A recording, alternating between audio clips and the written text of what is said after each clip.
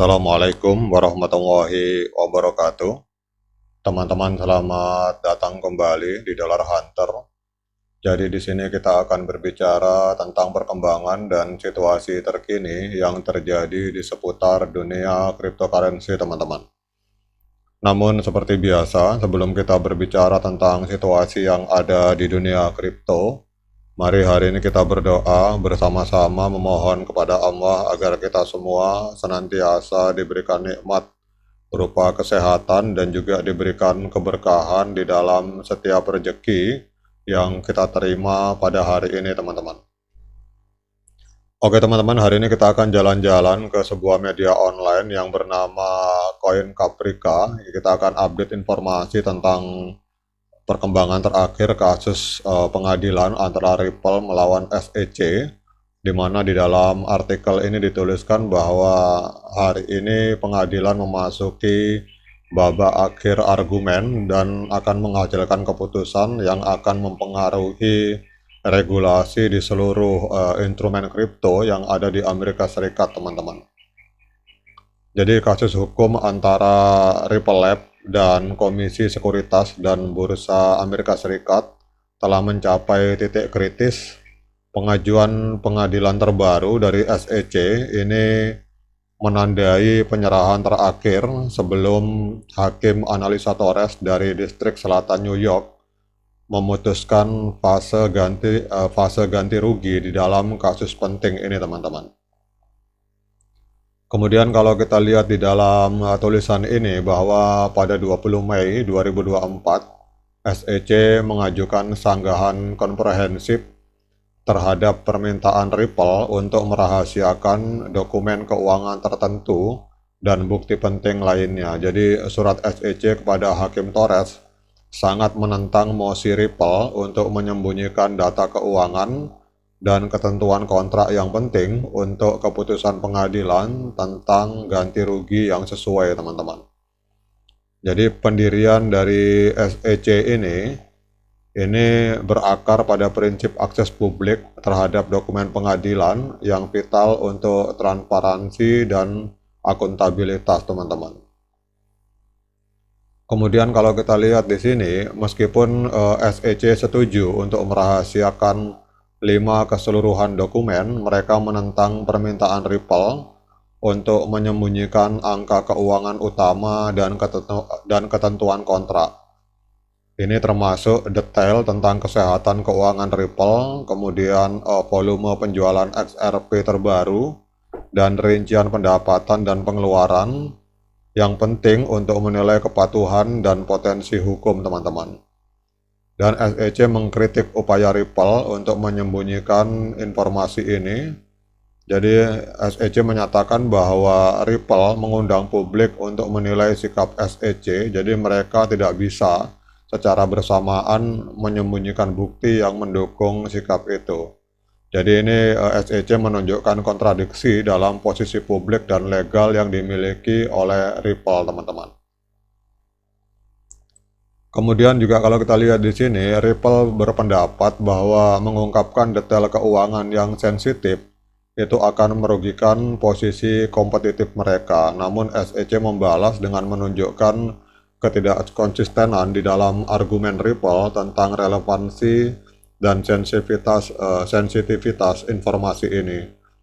SEC menyatakan bahwa setelah suatu item dianggap relevan dengan kekuasaan kehakiman, maka praduga akses harus didasarkan pada perannya dalam menjalankan kekuasaan kehakiman. Jadi SEC juga mencatat bahwa beberapa informasi yang ingin dirahasiakan oleh Ripple itu sudah ketinggalan zaman, dengan alasan bahwa catatan keuangan lama tidak mungkin secara signifikan itu akan merugikan operasi bisnis yang dilakukan oleh Ripple pada saat ini, teman-teman.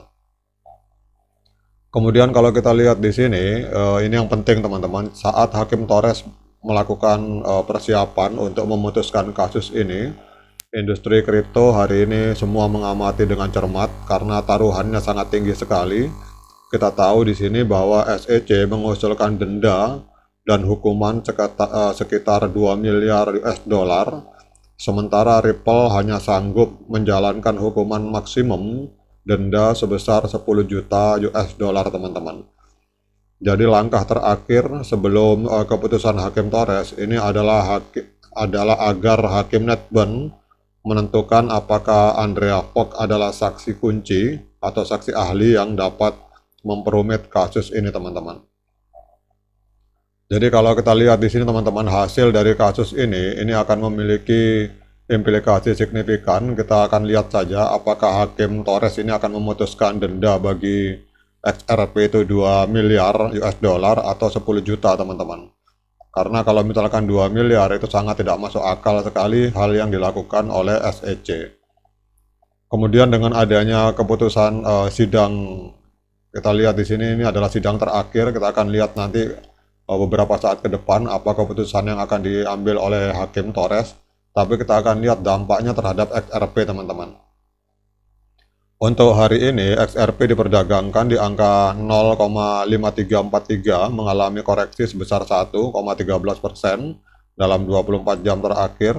Namun kalau kita berbicara tentang rentang waktu 1 minggu, ini XRP mengalami kenaikan sebesar 7,21% teman-teman.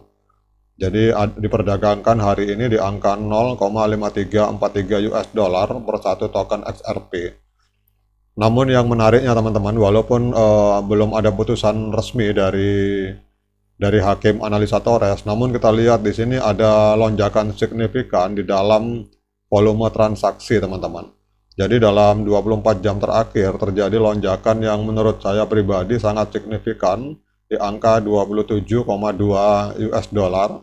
Mohon maaf, saya ulangi, lonjakan di angka 27,20% teman-teman. Jadi dalam 24 jam terakhir terjadi transaksi sebesar 1,89 miliar US dollar jual beli Ripple yang dilakukan oleh para buyer maupun seller di coin market cap teman-teman.